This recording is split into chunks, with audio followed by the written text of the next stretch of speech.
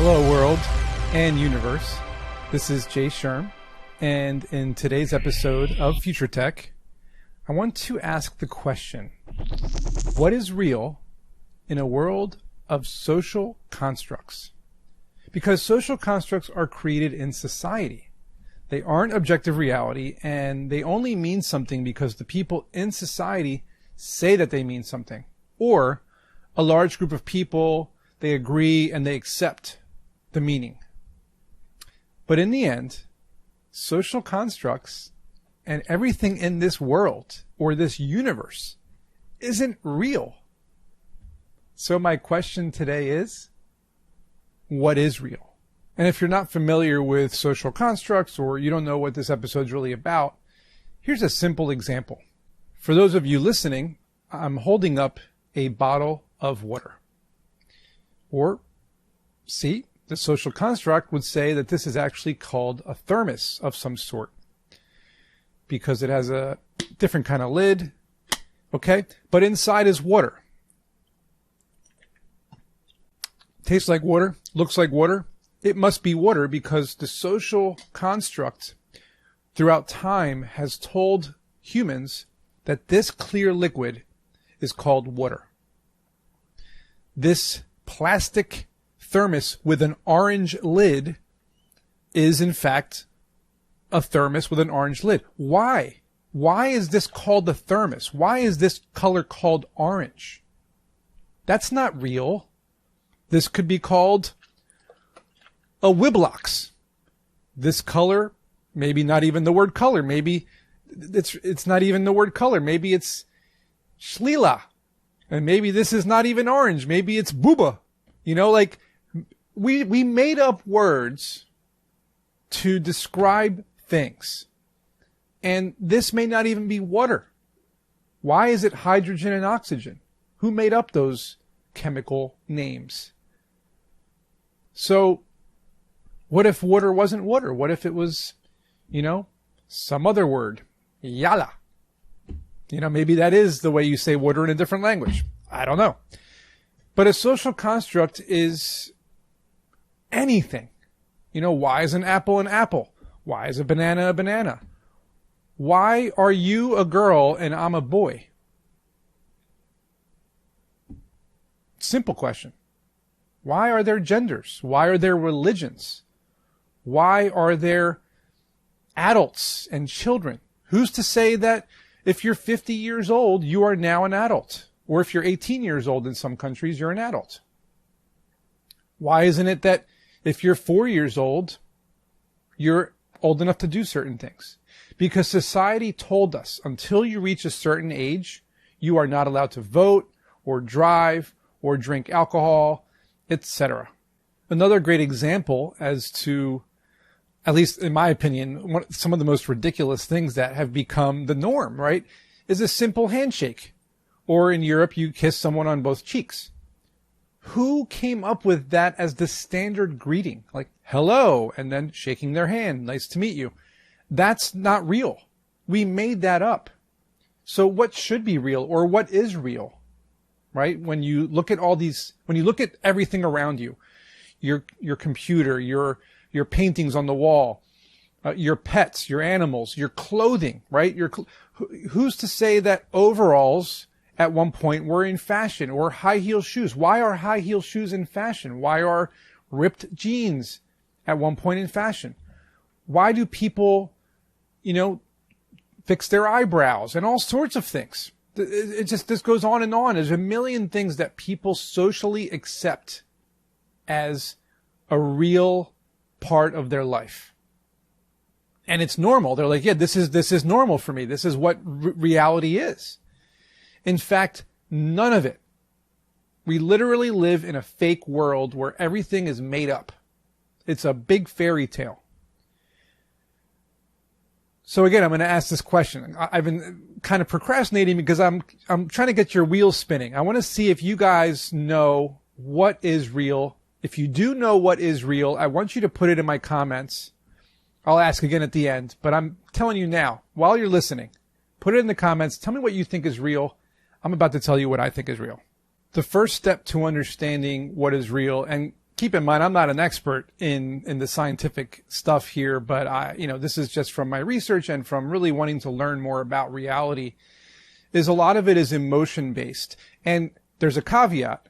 Emotions are social constructs, right? Because if you're scared, somebody told you that that's fear. If you're head over heels for someone, or you love your pet or your family member or your friend, someone told you that feeling is love. If you're anxious or sad or excited, people made up those words. People made up those emotions. That's just the reality we live in. But if we base things off of our emotions as a starting point, right? We have to sometimes accept social constructs for what they are. They are kind of a launch pad into the world. So when you get feelings and emotions from certain things that you see, basically your perception of reality, what your five senses are seeing, what your eyes are seeing, what your nose is smelling, what your ears are hearing, what you're touching, what you're feeling, everything, your senses, right? When you sense or feel emotions or any kind of, I guess what you would consider your reality, what you're seeing, what you're hearing, that is the most real you're going to get, right? And as you walk around the world, as you go about your day, and you see objects, and you see things, actions, you see, your dog is playing, or there's a car accident, or you're hungry and you're eating food, or you look up in the sky and you see an airplane go by. You have to realize that everything you're seeing is fabricated in some shape, way, or form, and you are just allowing to believe that you are seeing that thing or being part of that situation. And the best way to understand what is real is to take a step back when you see everything, when you're looking at everything, when you're part of your daily journey and you're, going about your business, whether you're working or playing or whatever. Take a step back and think to yourself, that everything you're seeing is your own reality, because everybody else has their own reality. Maybe what they see is not the same thing you see. Maybe the car accident you saw, you thought somebody was at fault, but it was the other person at fault because somebody else from a different vantage point saw it from a different angle. And I can go on a million different tangents on how different perceptions, maybe a dog that's roughhousing with another dog at the park, you think they're playing, whereas another person thinks they're fighting. So again, you have to really look at this from a macro or even a granular. You can look at both. Look at it from an outside view, look at it from an inside view. When you see things happening around you, when you see objects or things, you're perceiving them as your reality. One of the best ways I've noticed to really live in the moment and see reality for what it is, a social construct, or a beautiful planet, you can look at it from a different perspective and say, okay, fine, everything is made up. Everyone told me what to believe. There's information out there on social media and the news media, press, TV, everyone telling you what to believe, right? There's a lot of misinformation. So that goes into a completely different type of social construct, right? Where you're being fed lies or truths. You don't know what's true, what's fake. All of it is a social construct. Your perception of the information that you're receiving is your reality. So if someone tells you tomorrow that, cars are illegal to have, you can't own cars anymore, or you can't own cats anymore, cats are now illegal, that is a social construct. That is not reality. That is your perceived reality because you have to accept this new law. But if tomorrow, all of a sudden they say, well, now Coca-Cola is going to be the new drink of the world. We're going to put Coca-Cola into the faucets. No more water. Just like they did in Idiocracy where Gatorade became the drink, right? That was a social construct. They decided to make Gatorade the drink. That wasn't real. That wasn't a reality. That was the perceived reality because it was forced upon people because of a social construct or a social decision that was made. So what I like to do is, and I'm not trying to become like a woo-woo kind of guru here, nothing like that. But if you've listened to my podcast or watched my YouTube videos, you've heard me talk a lot about mindfulness, which includes yoga, meditation, just being in the moment, breathing techniques, things like that, walking in nature, exercising.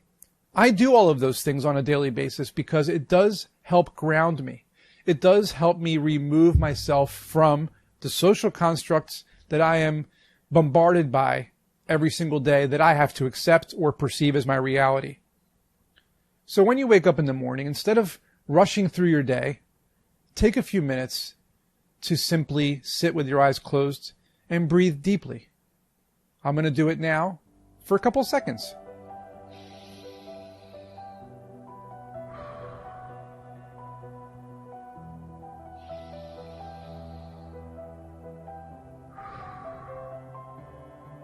In through the nose, and out through the mouth. When you open your eyes, you'll feel calmer, you'll feel more at peace. And when you look around and you look at your reality, you'll perceive it a little differently because you'll be able to take a breath and enjoy the moment and not focus on the social constructs, because when you are mindful and you meditate or do yoga or breathe and just relax, you break down those social constructs. You break down the barriers and all the different perceptions that are out there, and you just live in the moment. And that's the only way you can live in reality.